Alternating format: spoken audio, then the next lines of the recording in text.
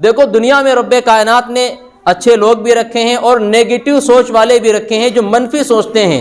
یہ جو منفی سوچ والے ہیں ہم ان کی وجہ سے اکثر پریشان رہتے ہیں، لیکن پریشان نہیں ہونا ہے۔ یہ منفی سوچ والے ہی آپ کے نیکی اور اجر میں بڑھوتری کا سبب بنتے ہیں۔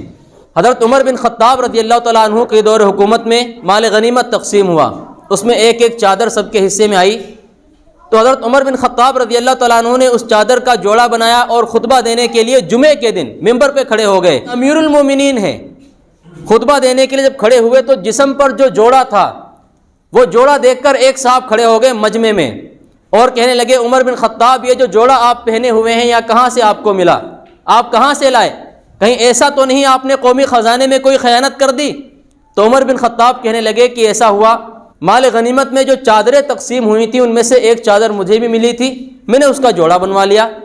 تو وہ صاحب خاموش نہیں ہوئے، انہوں نے پلٹ کے دوسرا سوال کیا، کہنے لگے کہ ایک چادر تو مجھے بھی ملی تھی لیکن وہ چادر اتنی نہیں تھی کہ اس کا ایک جوڑا بن جائے، آپ کا جوڑا کہاں سے بن گیا؟ تو عمر بن خطاب رضی اللہ تعالیٰ عنہ فرمانے لگے کہ تم نے سچ کہا، در حقیقت ایک چادر مجھے ملی تھی اور ایک چادر میرے بیٹے عبداللہ کو ملی تھی، عبداللہ نے مجھے وہ چادر دے دی چونکہ میرے پاس کوئی جوڑا نہیں تھا۔ یہ عمر بن خطاب ہیں جو 3 بر اعظم کے حاکم ہیں، حاکم کے پاس جوڑا نہیں ہے پہننے کے لیے، بیٹے نے کہا کہ ابا جان یہ چادر میری بھی لے لیں اور آپ اپنا جوڑا بنوا لیں۔ تو جب دونوں چادریں ہم نے ملا لیں اس کے بعد ایک جوڑا تیار ہوا، وہ جوڑا زیب تن کر کے میں آیا ہوں۔ پھر عمر بن خطاب رضی اللہ تعالیٰ عنہ رونے لگے اور فرمانے لگے کہ اللہ کا لاکھ شکر ہے، جب تک آپ جیسے لوگ موجود ہوں گے عمر کے درمیان عمر کبھی خطا نہیں کر سکتا۔ بھائی ٹوکنے والے بھی تو ہونے چاہیے، اگر منفی لوگ ہو ہی نہ تو آپ اپنی منمانی کرنے لگو گے، اللہ کے حکموں کو ہم بھول جائیں گے اور انسان کو کوئی ٹوکنے والا روکنے والا روئے زمین پر بچے گا ہی نہیں۔ تو ہر طرح کے لوگ اللہ نے پیدا کیے ہیں، آپ کو بس جینا آنا چاہیے۔ انسان سوچتا ہے کہ دنیا کے اندر میری زندگی ایسی ہو جائے کہ بالکل ٹینشنوں سے پاک ہو جائے، بالکل میری زندگی دکھوں سے بالکل دور ہو جائے، کوئی بھی ٹینشن میری زندگی میں نہ ہو۔ میرے بھائی یہ ناممکن ہے دنیا کے اندر، کیونکہ دنیا رب کائنات رکھی ہی اسی لیے ہے کہ یہاں پر اتار چڑھاؤ زندگی میں ہوتا رہتا ہے، بھاگ دوڑ، اتار چڑھاؤ، غم، ٹینشن، دکھ درد، بیماریاں، یہ سب دنیا کا حصہ ہیں۔ اگر آپ کو ایسی زندگی چاہنی ہے تو جنت کی تیاری کریں، ایسی زندگی تو صرف جنت میں مل سکتی ہے۔ اور کوئی سوچتا ہے کہ میں آرام کی زندگی گزاروں، بس آسائش ہو، آرام ہو، کام نہ کرنا پڑے، بھاگ دوڑ نہ کرنی پڑے، یہ بھی ناممکن ہے۔ یہ دنیا اللہ نے رکھی اسی لیے ہے۔ بھائی اگر ایسا ہونا ہوتا، کبھی جا کر کے کسی عمر میں یا کسی انسان کی زندگی میں کسی ایک موقع پر اگر ایسا ہونا ہوتا کہ انسان بالکل سکون میں ہو جاتا، بیٹھ جاتا، تو رب کائنات ایسا کرتا کہ انسان کا پیٹ نہ بناتا؟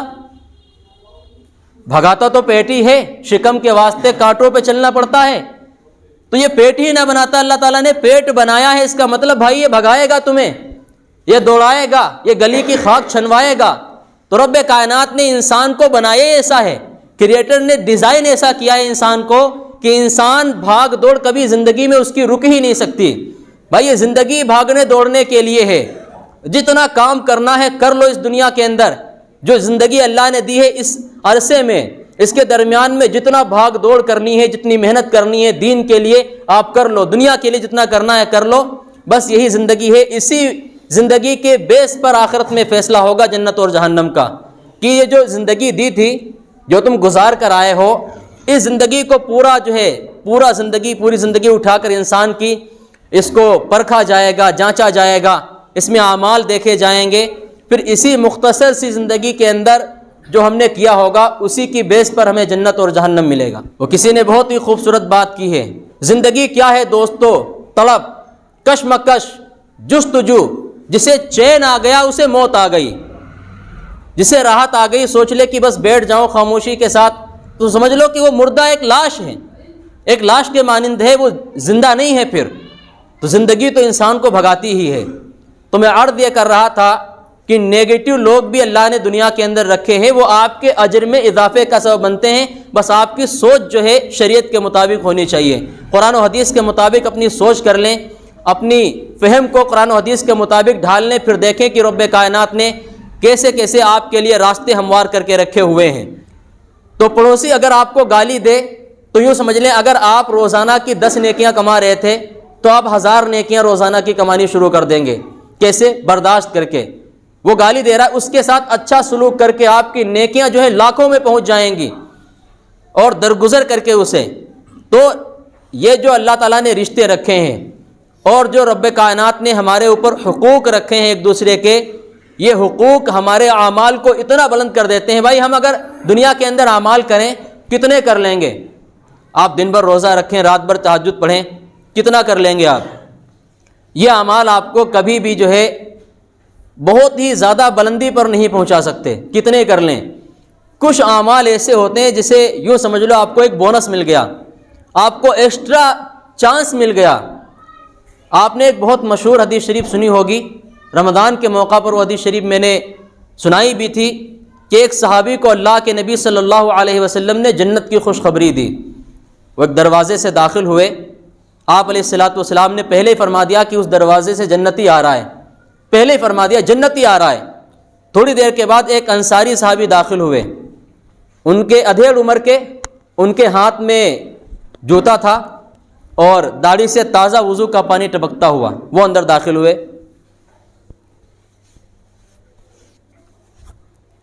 دوسرا دن پھر آپ علیہ الصلاۃ والسلام نے فرمایا کہ اس دروازے سے جنتی آ رہا ہے. پھر ایک ادھیڑ عمر کے صحابی، وہی کل والے، ہاتھ میں جوتا اور داڑھی سے تازہ وضو کا پانی ٹپکتا ہوا، وہی داخل ہوئے.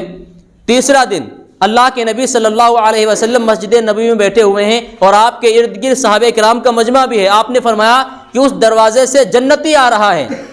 تیسرے دن پھر وہی صحابی ہاتھ میں جوتا اور تازہ وضو کا پانی داڑھی سے ٹپکتا ہوا پہلی والی حیت میں داخل ہوئے. اس مجمع میں ایک صحابی ہیں عبداللہ بن عمرو بن عاص رضی اللہ تعالیٰ عنہما. یہ تمام صحابہ کرام میں 1,44,000 صحابہ کرام تقریباً تعداد ہوئی ہے. ان تمام صحابہ کرام میں سب سے بڑے عبادت گزار سمجھے جاتے تھے. دن بھر روزہ رکھتے تھے، رات بھر تہجد پڑھتے تھے، سوتے ہی نہیں تھے. اتنا بڑا عمل ہے. 24 گھنٹے کا جو دورانیہ تھا سارا کا سارا نیکیوں سے بھر رکھا تھا. تو ان کے دل میں خیال آیا کہ میں اتنے زیادہ نیک اعمال کرتا ہوں، آج تک مجھے جنت کی خوشخبری نہیں ملی. یہ کون سا عمل کرتے ہیں؟ کہیں ایسا تو ان کے پاس کوئی جو ہے ایکسٹرا گھنٹے اللہ نے دے رکھے ہوں. یہ کون سا عمل کرتے ہیں کہ اللہ کے نبی صلی اللہ علیہ وسلم مسجد میں بیٹھ کر جنت کی خوشخبری دے رہے ہیں؟ ان کو کیا عمل ہے آخر ان کا؟ وہ صحابی نے سوچا کہ اللہ کے نبی صلی اللہ علیہ وسلم کی بات تو غلط ہو نہیں سکتی، ضرور مجھے ہی سمجھنے میں کوئی خطا ہو رہی ہے.